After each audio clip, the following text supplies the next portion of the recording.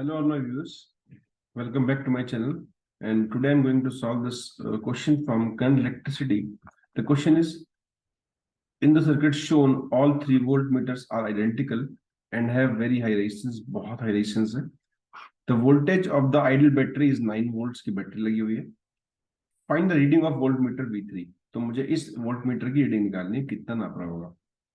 और वोल्टमीटर सारा आइडियल है, दैट मीन्स कि इनके रेजिस्टेंस बहुत ज्यादा होंगे, इनमें करंट फ्लो करेंगे नहीं, इन तीनों में. दैट मीन्स कि we can draw the circuit as की वही जैसे ड्रॉ कर सकते हैं इसको.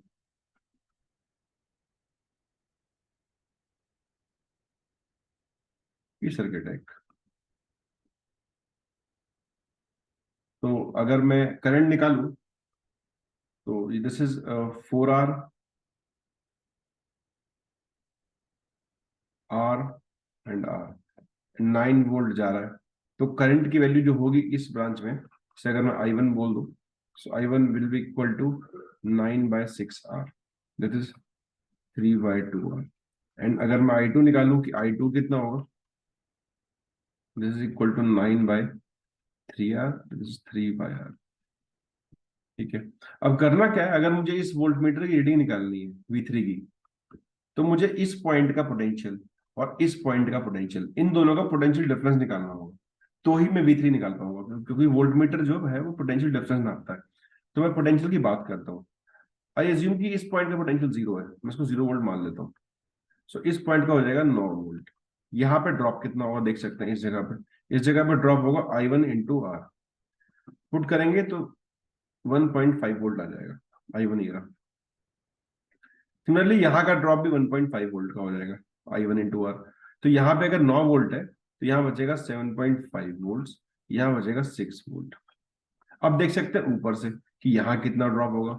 यहाँ ड्रॉप हो जाएगा I2R, that is 3 volt. That means यहाँ अगर 9 वोल्ट है तो यहाँ बचेगा 6 वोल्ट और यहाँ बचेगा 3 वोल्ट. तो मुझे इस पॉइंट का पोटेंशियल मिल गया 3 वोल्ट, इस पॉइंट का मिल गया 7.5 वोल्ट एंड इस पॉइंट का मिल गया 6 वोल्ट. अब मुझे सिर्फ एक पॉइंट का पोटेंशियल ढूंढना है, दैट इज दिस पॉइंट. अगर इसका पोटेंशियल मिल गया, मुझे x मान लेते हैं, तो मैं V3 की रीडिंग निकाल पाऊंगा. इनफैक्ट मैं बाकी सबकी रीडिंग भी निकाल सकता हूँ. सो ये निकालने के लिए हम क्या करते हैं, अप्लाई करते हैं नोडल एनालिसिस.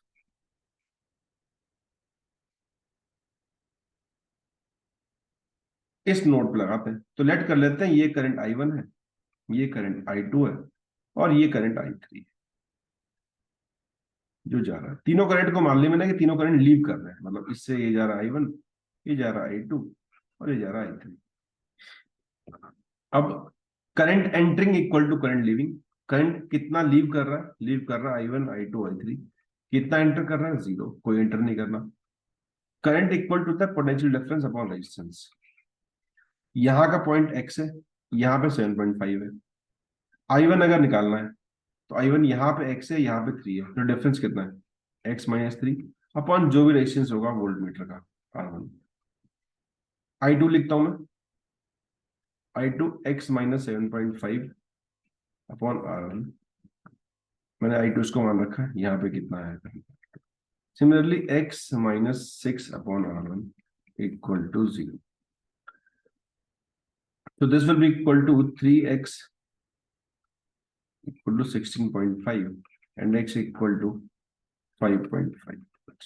मतलब इस पॉइंट का पोटेंशियल मुझे मिल गया जो कि 5.5 वोल्ट है. अब आपको V3 की रीडिंग निकालनी है. तो इस जगह पे 7.5 है, इस जगह पे 5.5 है, तो रीडिंग हो जाएगी 7.5 minus x, that is 2 volt. अगर मुझे V2 निकालना होता तो V2 भी निकाल सकते हैं. 6 minus x, that is 0.5 volt. And V1 में निकाल सकते हैं x-3, दैट इज 2.5 वोल्ट. तो मुझे निकालना तो खाली है, तो इसका आंसर होता है. तो इसमें मैंने यूज किया नोडल एनालिसिस, जो आपको आना चाहिए. अगर आपको नहीं आता तो आप इसको देखें, मैंने इस पे एक वीडियो बना रखी है, इससे आप इस मेथड को समझ सकते हैं. सो आई बिलीव ये आपको क्लियर होगा. Thanks for watching.